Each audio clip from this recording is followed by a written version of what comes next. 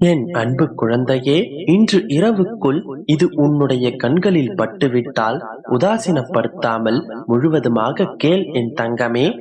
நாளை உன்னுடைய விருப்பம் நிறைவேற ஒரு முக்கிய திருப்பம் நிகழப் போகின்றது. நம்பிக்கையோடு முழுமையாக கேள். நீ இப்போது இருக்கும் இந்த நிலையை நான் நன்கு அறிவேன். இந்த உலகத்தில் என்னுடைய பக்தர்களை தேடி என்னுடைய கண்கள் அலைந்து கொண்டே இருக்கின்றது. அவர்களை இறுக்கமான நிலைகளில் இருந்து நான் காப்பாற்றுகின்றேன். உன்னுடைய வாழ்க்கையிலும் ஒரு சிறு குறை உள்ளது. அது கடந்த காலத்தில் நீ செய்த உதவிகளுக்கு அவர்கள் உன்னிடம் நன்றி மறந்து உன்னையே தூற்றுகிறார்கள். அதனால் நீ மனம் வெதும்பிக் கொண்டிருக்கின்றாய். அதுதான் அந்த குறை. அந்த காலகட்டத்தில் நீ அந்த உதவியை செய்ய வேண்டிய கட்டாயத்தில் இருந்தாய். இதை நினைத்து இப்போது நீ மனம் வருந்திக் கொண்டிருப்பதால் உன்னுடைய புண்ணிய கர்மாக்கள் அழிந்து போய்விடுகின்றன. உன்னை சார்ந்தவர்கள் உன்னை புறம் பேசும்போது இறந்து விடலாமா என்று கூட நீ யோசிக்கின்றாய். நீ இறந்து போவது உன்னுடைய கரங்களிலா இருக்கின்றது சொல். நீ எதுவரை இவ்வுலகில் வாழ வேண்டும் என்பதை தீர்மானிப்பது உன்னுடைய அப்பா நான் தானே. என்னுடைய விருப்பத்திற்கு மாறாக உன்னுடைய மனதில் இவ்வாறு எண்ணங்கள் உதிக்கும் போது சாவதற்கு பதிலாக அதற்கு இணையான கஷ்டங்களை நீ அனுபவிக்க வேண்டியிருக்கும்.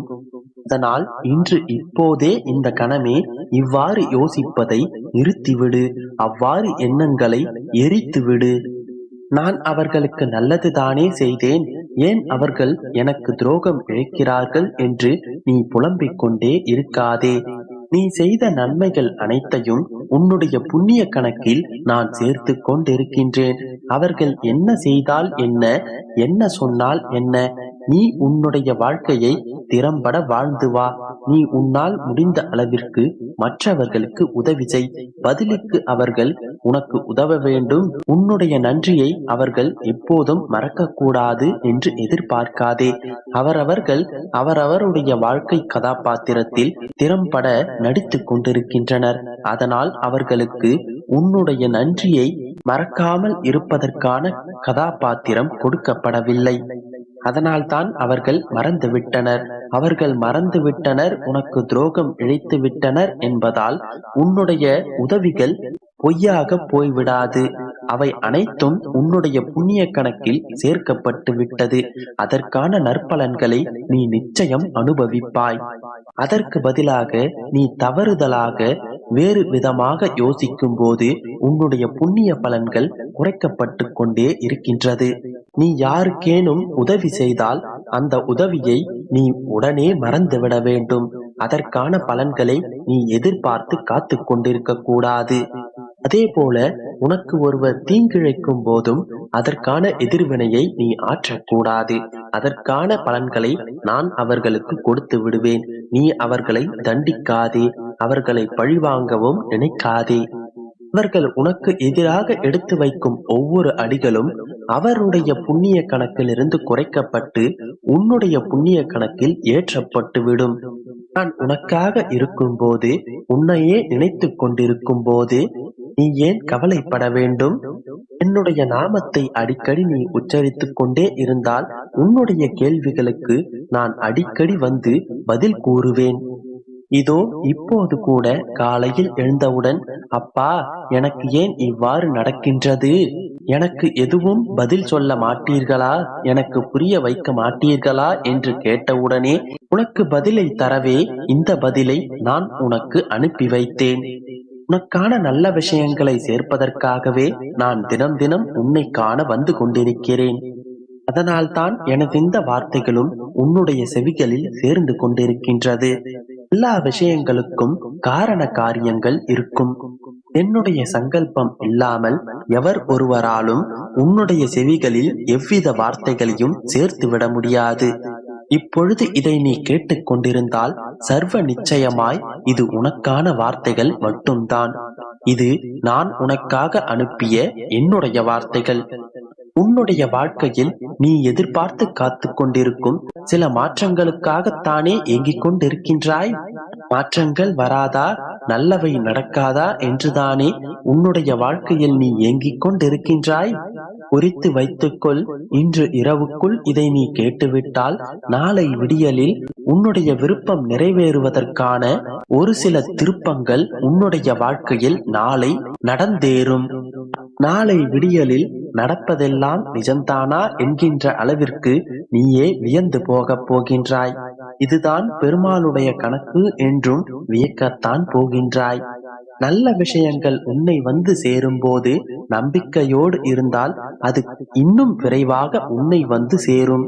எனவேதான் கூறுகிறேன், நம்பிக்கையோடு இரு, அனைத்தும் நல்லதாகவே நடக்கும்.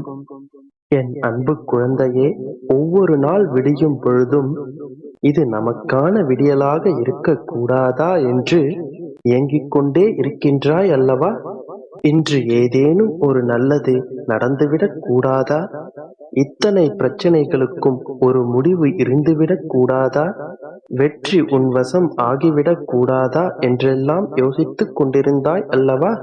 இதோ செல்லமே, சர்வ நிச்சயமாக இந்த விடியல் உனக்கானது. இதுவரை நீ பயணித்த பாதைகள் வேறு. இன்று உன்னுடைய பாதையை நான் மாற்றியமைத்து விட்டேன். இனி நீ புத்தம் புதிய பாதையில் பயணிக்கப் போகின்றாய். இதுவரை நீ கண்ட நிகழ்வுகளை எல்லாம் மறந்துவிடு என் செல்லமே. இனிமேல் உன் வாழ்வில் பல மாற்றங்களுடன் மகிழ்ச்சியான தருணங்களை சந்திக்கப் போகின்றாய். புதிய வழிகளை உனக்காக நான் பிறப்பித்துள்ளேன். அது உன் கண்களில் படும்படியும் செய்துள்ளேன். இனி நீ உன் வாழ்க்கையில் வெற்றி பெற, நீ விரும்பியதை உன் வாழ்வில் பெற புதிய யுத்திகளை கையாளப் போகின்றாய்.